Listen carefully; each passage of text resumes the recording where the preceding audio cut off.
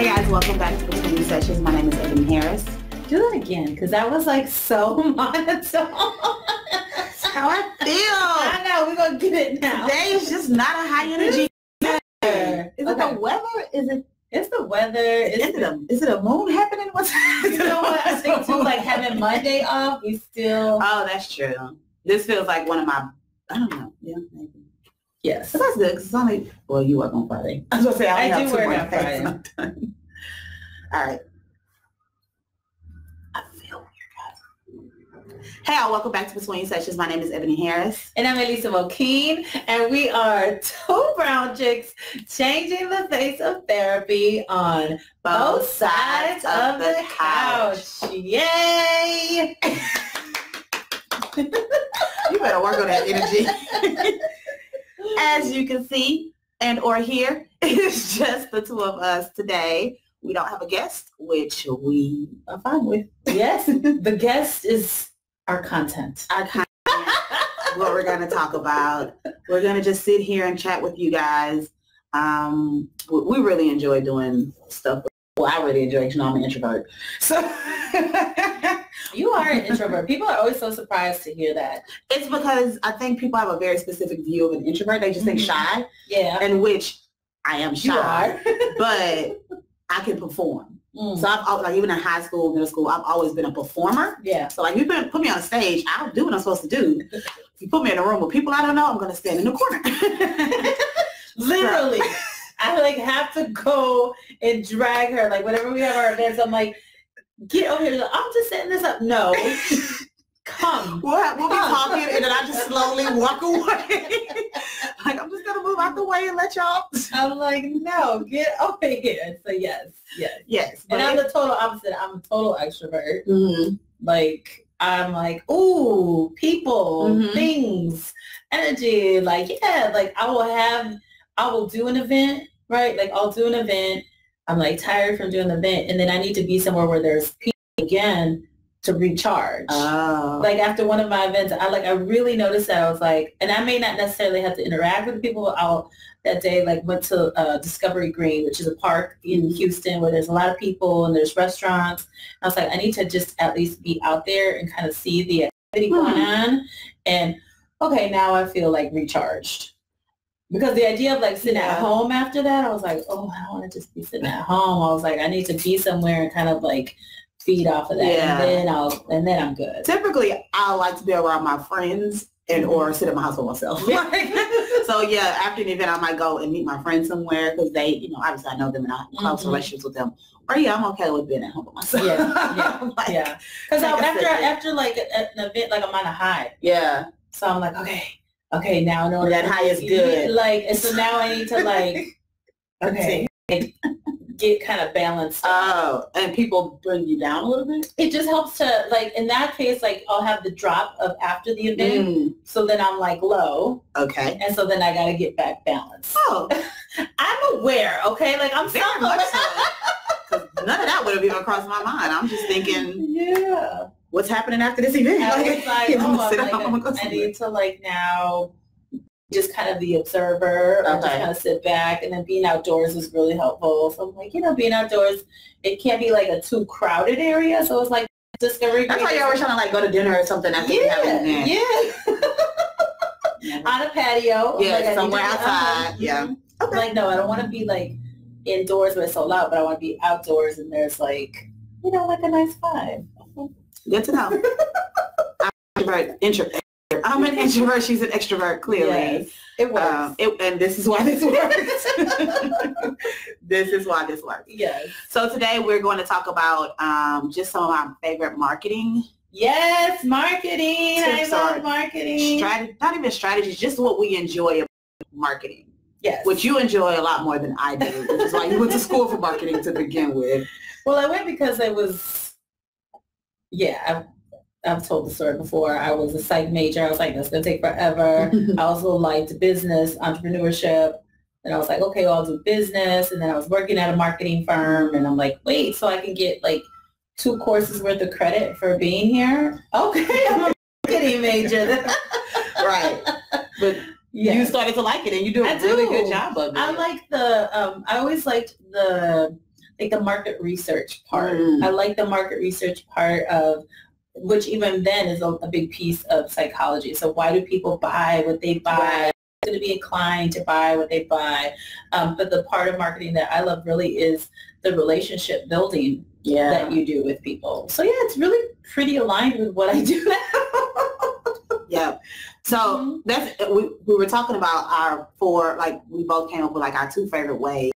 And the first one I was going to come up with was networking. And then I was like, but that's probably a whole lot. Like, I love meeting and connecting with new people. I get weird about the effort, putting in the effort for it. And so it's always easier, which is great. I know Lisa, because it's easier when somebody just introduces you to someone and then it's like, okay, we can chat, as opposed to like, I'm going to go somewhere by myself and like talk to people. But you don't mind, I don't. Just talking to new people that I you like don't it. know. I can talk to anybody. Like, I'll strike up a conversation, or someone might strike up a conversation with me, and I guess it just is still sort of in aligned with why I love what we do. Right. Is I'm interested in hearing people's stories, and I think overall I like people. Sometimes you don't. It's like, people will be like, I just don't like people. Right. You know what I mean? Right. And we all have our days. It's like, I'm over people. But I think overall I enjoy learning and meeting people. And I've met like so many cool people. And when you get to hear what they're doing or their stories, I like people. I mean, it's interesting because I'm just thinking about the people that we've met and how you are quick to like friend them on Facebook and follow them on Instagram, and I'm just like, I don't know them like that. I don't want to invade their space. If they want to be my friend, I'll be open, but I'm not gonna. And you're like, no, we're just little friends now. And I think it is like, so I think the difference, you meet a lot of people, and then who are your friends also, right? And so I think I've been more open because I don't know that I always had the same. I've always liked people, but I think I wasn't always as open because I think when you get a certain age also, you're kind of like, you're more jaded, right? You know what I mean? And it takes more effort to have friendships, Yeah. You can only have so many friendships. Right. Because you have to cultivate those relationships. Time and effort, Yeah. But I think I've been fortunate that a lot of people that I've met, even through the therapy world, like you, like, had I not been outgoing, right, we would have never met. Because I was like looking at, she's cute. Therapy, I got messages. I never said anything. Right. So I've met like a lot of people that now I consider like friends, and that are a big part of my life. And that was because I was like, I want to know more. But I was on the no new friends tip too for a while. I think, and my thing is, I definitely don't believe in no new friends, even though I've had like the same close circle for a very long time. But it's harder for me, and it's a lot of stuff, but I think that's part of it as well, is like the effort that you put into it. And it's kind of like when you already have that set circle, it's hard to reach out. But I've met some awesome people. Yeah. But I think it's more of my shyness, awkwardness, insecurity stuff, which I need to work on, just in general, that keeps me from like reaching out, or like, I don't want to reach out too much, or I don't want to be there. You think you're awkward? Because in my head, all the thoughts I have, yeah. I don't you're not verbalize like an awkward individual. Most people don't think I'm like anxious either. Yeah, no, you're like I'm the anxious one in the relationship. Keep it all in here. It doesn't come out my mouth. You know what I'm thinking. She's like, I'm freaking out right now. Everything's fine. Go down. So you enjoy networking just because it's an opportunity to get to know people and learn. Yeah, because I think that's the one thing that people overlook with relationships with marketing and the business piece is people want to know who they're doing business with, right? You can't just, this is what I do, send me business, which I think we see a lot of, you can't just DM people and be like, this is what I do, you should support me. Why don't you support me? don't you see how awesome I am? Right. It's building relationships. And so networking, like we do with Melanin and Mental Health, we have regular quarterly events where you just get to know people and you'll start seeing some of the same faces over and over again. And so people will start to remember you. So if you're out there and you are also interested in hearing what other people do, right? Because that's the thing about networking. It works two ways. It's like, think of it as relationships. And so get to know what other people do. How can you support them? Mm-hmm. What are you going to contribute to that connection? Right. So networking is a great way to network your practice. Yeah, and it definitely has helped a lot when people start to recognize you for that thing. And that's how you know it's working. Yeah. So when people tag you and because I get tagged a lot in my posts, Melanin gets tagged in a lot of stuff. Mm-hmm. But if it's like something about relationships or an interesting quote or something like that, people will tag me in it because they know I'm a relationship therapist. Exactly. And that's all from like conversations and people just getting to know who I am and what I do. Yeah, because again, if people don't know, Melanin and Mental Health is what we do together, but then we have our own individual practices. Right. We both specialize in relationships and sex. And so, I told you about it one time, there was a Netflix special, I think, on orgasms, because I'm a sex therapist. And so that's one of the big things that I talk about is female sexual pleasure, blah, blah, blah, blah. And, I had like 4 different people. Right. I thought of you with this. Right. I thought of you. Have you seen this yet? Like, that's always what I get. It's always like, not obscure, but like, I don't watch a lot of TV. So you're like, wait, have you seen this episode of this show? They were talking about this, and I think you would have a great perspective. I'm like, I've never watched this show. Right. So I have to go back and watch the whole show so I can have a perspective. Right. But so it's people get to know you. You get to know people. And then we talk about all the time how that helps our practice as well. Mm-hmm. And having a network of people that can help you be part, kind of have this networking squad, right? Mm-hmm. That helps your practice also. Right. Because you have people that you trust that can also help the work that you're doing with your clients. And it comes back like where you feel like you can actually help people even if you're not going to be their therapist. Mm-hmm. And I think that's a good thing because like I've done a good/bad job. My business coach say that. But like when somebody calls me and I don't fit what they need, I'll be like, well, let me look and let me find and let me search and let me, and then I spend 2 hours looking for them a therapist. Yeah. As opposed to like, now I have people that work with kids. Right. Now I have people that take insurance. Now I know people that work with these different areas that I don't. And so it's a lot easier because I can be like, oh, try these 2-3 people. I actually know and trust them as opposed to me just scrolling the internet looking for somebody that fits whatever, which is what they could have done. Absolutely. So networking for the most part is free. Yeah. And you're getting to know people that can later become referral sources and that you can also collaborate with to help your clients. Yeah. Yeah. So what's one of your favorites? One of my favorites is being like featured as an expert, and my absolute favorite is podcasts. But that's because I am obsessed with podcasts. I listen to about between sessions while we have between sessions. I'm subscribed to probably like 40. I probably listen to like 10 every week, and binge a lot. I do podcasts like people do TV shows. Like I will find a new podcast and then literally binge it for like 2 weeks straight. So I really enjoy being featured on podcasts. I really enjoy getting to talk about these topics because it kind of takes me out of, I've struggled a little bit with the whole therapist, like what was not okay. And again, I know this is good or bad thing, but when I get on podcasts, I'm just having a conversation. It kind of takes me out of my head, and I can really just have a conversation about these topics. Yeah. And I think people connect with that. Yeah. And so another way that you can be featured is if you're like in articles, you can get featured there, and so that is always helpful. So I've had a few people like come back and be like, "Oh yeah, I saw you were featured on like Black Doctor." What the heck? Give me a second, guys. I don't know what that's about. Oh, PayPal just popped up. If money coming in, I hope so. Is it detected on my wallet?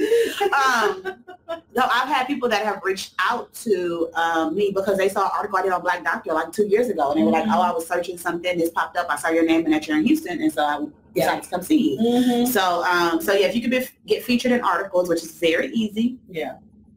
You just go to Help a Reporter Out. I was like, do I tell them or no? No, just Help a Reporter Out. Is a way that you can find ways for you to be featured. Mm-hmm. And then, of course, podcasts. Like I feel like I do a much better job talking and communicating a message. I'm much more likable when people actually have a conversation with me, as opposed to what I used to do. And I'm probably still going to do it, but like when I just sit there and like look at the camera and give tips, like having a conversation just seems to be more natural for me. And so I just think podcasts are just a great way to like learn information and get to know people, and really you can answer more questions. I don't know. I just feel like I agree, because the times where I might do like, you know, for my own practice, just like an Instagram live or a Facebook live, it's not the same as like when we have the flow that we have going. And so you can, and it's always great. So what I do enjoy about like the IG lives is that especially if it's not like this where we're back and can't read the comments, but like if I'm doing it by myself, you can't read the comments. It's not, it's something completely different when you're just having a conversation with somebody on a topic that you truly love, and then it resonates with people that are listening. Because they're like, oh, she really does know what she's talking about, or oh, that was a gem that I really enjoyed. So that along with speaking at events, because I guess all that kind of goes together when you're able to speak on these topics. And especially like panel style, and stuff like that. So really being an expert, like being a featured expert, like you said, and it helps because, especially when you're first starting out, like people don't know who you are. So you can say all day that you're an expert in relationships, right? And that's perfectly fine. With school for it, you have the criteria. You may have done extra trainings and all of that. But if they don't know who you are, how do they know that? So people do blogs, people, you know, whatever. But like I said, I really feel like when you are actually having a conversation with someone and it sounds very natural, the way that you're like talking about these topics, and if you are knowledgeable, and especially when you can put it in lay terms as opposed to like talking about enmeshment and triangulation and all, you know, like we know those things, but that's not what the person that's listening to the podcast really cares about. They want to understand like, oh, maybe I am too close to my mom, and that's why we have these struggles in our relationship, as opposed to where you're enmeshed, you know. So those are when you're able to talk to them in a way that they understand and that they get it. It's relatable, and it's so much easier when you're having a conversation. For me, it's much easier when you're having a conversation, because yes, when I'm doing my notes for a YouTube video or something like that, I do kind of get caught up in like the therapist way of doing things, as opposed to like flowing. So let's talk about why people don't have orgasms on sex. I'm like, oh, okay, well, let's go for it. I don't have to do all the technical terms. I can just, you know, have a conversation. So I love podcasts. I love being able to talk to people. Love it. I have like 5 podcast ideas in my head, and I'm like, Ebony, you are doing too much. So, you know, write it down. Yes. Next 5 years, y'all might see like 2 or 3 more podcasts from me, or me being featured on other people's podcasts. I love it. Yeah. So what's the next one? So what I said networking. Social media. Content. I mean, again, Melanin and mental health. That's why we are here. But using social media, I think again, that's how I met you. Because being in our field, I think more people are catching on now. A lot of people, but a lot has happened in just 2 years. Because when I met you like 2 years ago, people in our field were still kind of trying to figure out how to use Instagram. Facebook, I think they were using more because you can share articles and Snap. Like, how do you use Instagram, which originally was just like featuring pictures, images, sort of thing, or like quotes or what have you. And so how we can use that to promote our private practice. And I love social media. I love social media as a way to market, and it's really about it helps again people to get to know more about like who you are and what you do, but in a way that's relatable. So I think that is why Melanin and mental health has been as popular as it has, is because the content that we put out there, one, it's useful, it's relatable, and it speaks to you directly. So using social media is a really easy, well, I won't say easy, because it's not simple. It's a simple. Simple's not always easy. But there's so many resources out there, programs, stuff that you can read on that really goes back to kind of basic marketing principles that you can use social media, and it's free. You know, it's free, and it's a great way for people, again, to get to know who you are, to hear what your message is, what type of services that you provide, and you don't want to get like overly personal either, but to get a glimpse of your personality, because again, so much of the work that we do has to do with who we are and what Right. we bring. Right. And so I think you can't get around it nowadays either. Mm-hmm. People want to know, like, they want to research it. Yeah, I want to see their Instagram. I want to see their Facebook. So I love social media as a way to be able to market your services, your practice, and who you are. And I think a big part of it is like what you're saying, like people, mental health has shifted, right? So where it used to be like blank slate, this person doesn't exist outside of that hour I'm in the office. I still like that idea. But anyways, but people, like you said, want to know, want to feel connected, want to be like, okay, I can have a conversation with this person, as opposed to going in blindly and just not being sure how they connect. Yes. And so social media is a good way to kind of show, like your knowledge on therapy and things like that, but also some of it is to be able to just show that you're human. Right. And show that, like, yes, I have a life outside of my office. Like, no, I'm not going to give all the details, but I do have a life, and I do like to do the same things you do. I hang out with friends. I might have a significant other. I, struggle with my kids or whatever the case may be, but also have this knowledge that's related to whatever I'm practicing. Right. The content, I think, and putting useful content out there, for people that you can, depending on what it is, whether you're a relationship therapist and you put out some relationship tips, or,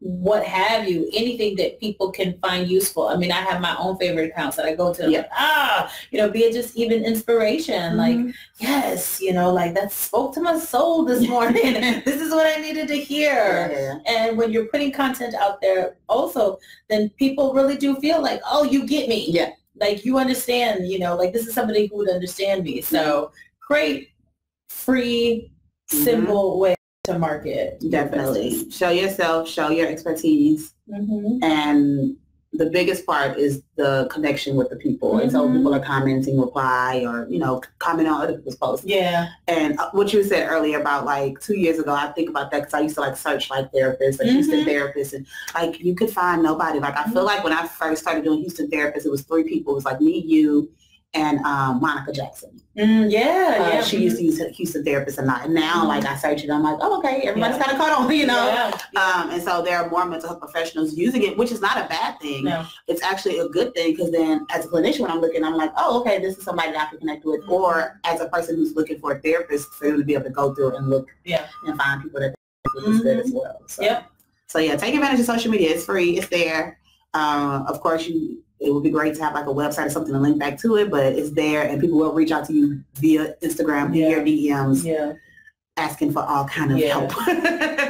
So then just make sure you have a way to deal with that, right? So, like, if they're asking for advice in DMs, how do you direct them to, like, this is what I do, this may be some resources for you, but my last one is throwing events or speaking at events, kind of what I said earlier, but for a different reason. I like to speak, I said panels earlier just because I like the conversation, but throwing events and or just speaking at events, I feel like a big part of that is you then become the person everybody wants to talk to. So this works for me as an introvert, because I know that at an event, or if I go to a conference and I speak, or if I'm at a conference and I don't speak, I'm not a person that's like going to take advantage of the conference, I guess. Because I always hear that about conferences, like, yeah, the information is good, but a lot of times it's about who you connect with, who you meet. And I really want to be that person, and I am working on it. But I also know that if I speak, people are going to come talk to me. Yeah. People are going to, and so that kind of takes it off of me, and it makes it a little bit easier where I'm not overwhelmed with, like, how do I approach this person? What do I say to them? So that's why I like the whole speaking at events and then the throwing events. Because that's one of the things with Melanin and mental health.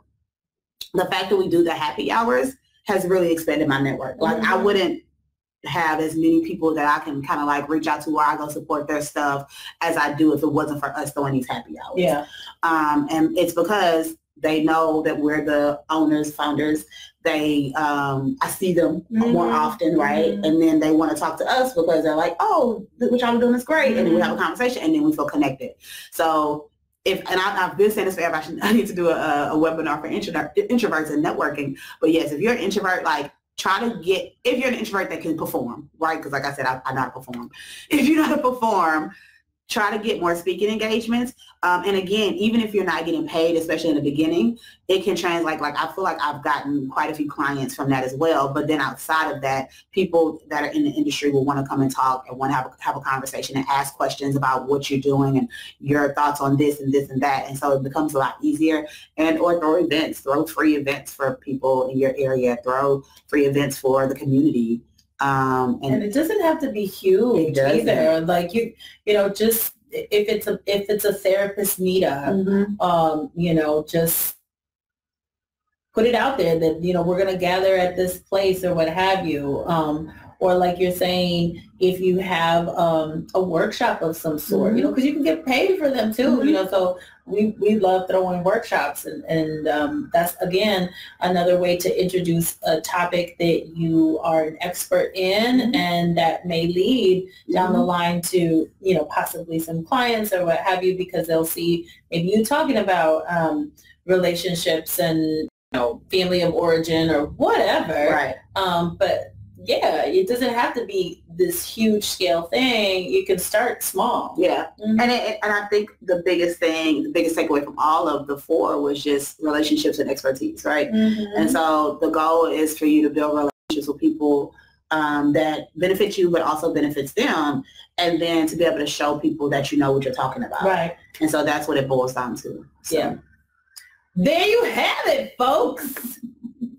Those are the 4. Those are our 4. We love to know your favorite marketing efforts.